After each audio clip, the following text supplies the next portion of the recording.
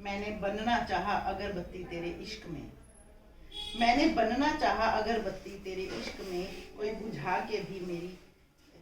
के भी ना मिटा सके महक मेरी। सबके दिल में अपनी यादों की महक, अपना एहसास छोड़ देने की कितनी प्यारी आरज़ू है।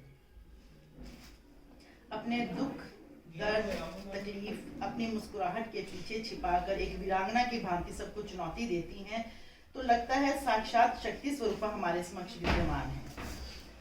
कहती हैं, जब दर्द छुपाकर हंसती हूँ तब लोगों को बहुत सताती है मेरी मुस्कुराहट, और रची जाती है साजिशें मेरे लिए, साजिश करता की हिम्मत बढ़ाती है मेरी मुस्कुराहट।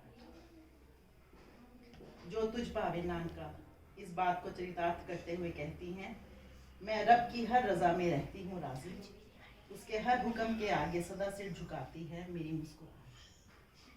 कितनी आशावादी रचना है। आपकी इस पंक्तियों से ये भजन याद आ जाता है, मैं ते राम जी ते सुटियां डोरा अपने बेड़ा पार लाने। बात इश्क की हो तो इश्क मजाजी से इश्क हकीकी तक का सफर बहुत सहजता से तय कर लेती हैं। जब से मिले हो तुम में इस बात को महसूस किया जा सकता है।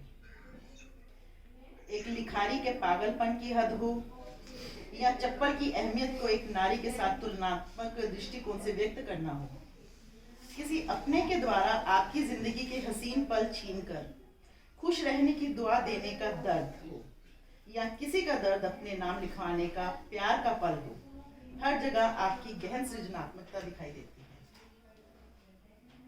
हसरत, इबादत, अस्तित्व, एहसास, भीड़, हमदम, खामोश फरिश्ता, बेबसी, परछाई, सिला, चिकना घड़ा, एहसान, कशिश, आहा, कितने लाजवाब विषयों पर अपनी बेमिसाल भावाभिव्यक्ति से हमें सराबोर कर दिया है ईश्वर की इस अनूठी जगमगाती जोत में। कुछ तो कशिश है उसकी गली में, कुछ तो कशिश है उसकी गली में कि हम हर रास्ता भूल जाते हैं। घर से निकलते हैं अपनी मंजिल ढूंढने को, घर से निकलते हैं अपनी मंजिल ढूंढने को, ना जाने कैसे और कब उसके घर पहुंच जाते हैं। कितनी कशिश है इन पंक्तियों में कि हम इन पंक्तियों को पढ़ने के बाद पूरी पुस्तक पढ़ने के लिए लालायित हो उठते हैं। आपकी रचनाओं में रूहानियत की इंतहा तो देखिए। दिल कहता है तेरे साथ ऐसा रिश्ता निभाऊं, दिल कहता है तेरे साथ ऐसा रिश्ता निभाऊं, तुझ में राम को देखूं खुद शबरी बन जाऊं, कभी देखूं कान्हा तुझ में खुद राधा कहलाऊं, और ढूंढने से नहीं सुकून मिला करता, ढूंढने से नहीं सुकून मिला करता, खुद को खुद में ढूंढना पड़ता है पल भर के सुकून के लिए। जहाँ एक और भावपूर्ण रचनाओं और अध्यात्मवाद का पुट लिए सृजन करती हैं, वहीं अपनी कमियों और गलतियों को स्वीकार कर माफी मांगने से भी हिचकिचाती नहीं हैं। हवा में उड़ने की चाहत रखते हुए भी जमीन पर रहती हैं। इतनी डाउन टू अर्थ हैं जो। इसकी वानगी तो देखिए, माफ कर देना अगर हमसे कोई खता हो जाए, इंसान हूँ, खता करना मेरी फितरत है। इनकी कलम से निकले कुछ और करिश्मे तो देखिए। क्यों ना हो गुमा मुझे खुद पर, क्यों ना हो मुझे गुमा खुद पर कि मेरे दिल की पसंद को कायनात भी सजदा करती है। और कहती हैं, चलो आपका नहीं तो खुदा का एहसान मान लेते हैं, चलो आपका नहीं तो खुदा का एहसान मान लेते हैं। आप मिन्नतों से नहीं माने तो मन्नतों से मान लेते हैं। वाह क्या बात है। वाकई सच्चा इश्क मिन्नतों से नहीं मन्नतों से ही मिलता है। कहते हैं दीवारों के भी कान होते हैं। इस तथ्य को कितनी सुंदरता से बयान किया है इन पंक्तियों में। सच कहने से मत डरो साहिब, सच कहने से मत डरो साहिब, कान हो चाहे पर दीवारों के लब नहीं। बेहद सटीक बात कही है। और खुश रहने का जज्बा तो देखिए। जब देखो रोते ही रहते हो, जब देखो रोते ही रहते हो, लोगों के गले मिलने के बहाने ढूंढते रहते हो, रोने की वजह खत्म क्यों नहीं कर देते? रोने की वजह खत्म क्यों नहीं कर देते? हर पल बेचारा बने रहने की ख्वाहिश खत्म क्यों नहीं? कितना सुंदर संदेश दिया है। जिंदगी की उलझनों को आंसू बहाकर खत्म नहीं किया जा सकता, बल्कि उनका सामना करके ही उन्हें हराया जा सकता है। के कंधे पर अपना सर रख कर रोने की बजाय क्यों ना अपनी उलझनों को ही इतना रुलाया जाए कि वो भी सोचे हमने किससे पंगा ले लिया। और खुद पर देखिए कितना भरोसा करती हैं कि आज अपने रूठे हैं हमसे, चलो कोई बात नहीं, मना ही लेंगे। आज रूठे हैं हमसे, चलो कोई बात नहीं, मना लेंगे सभी को जल्दी ही।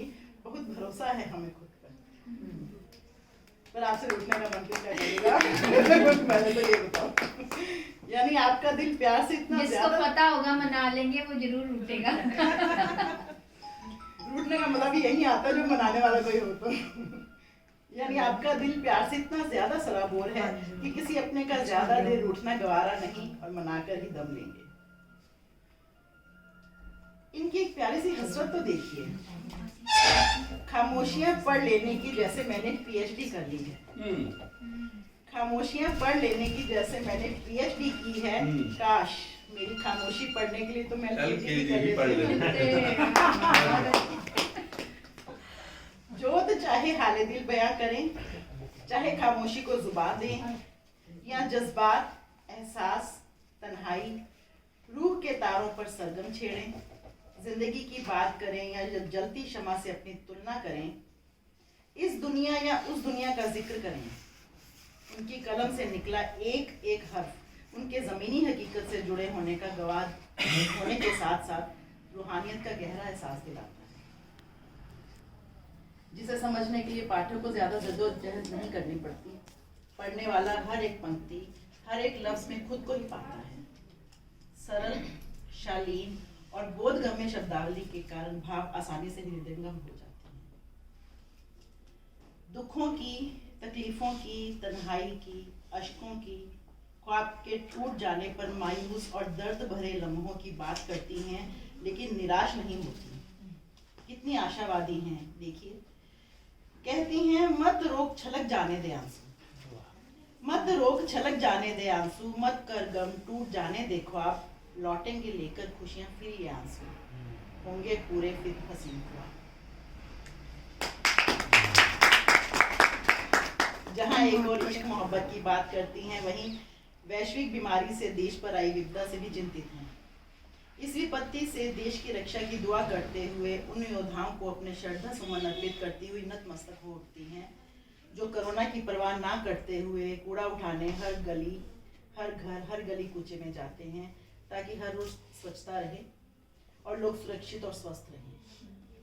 देश प्रेम की इस भावना पर आपको नमन कर उठने को मन करता है। जो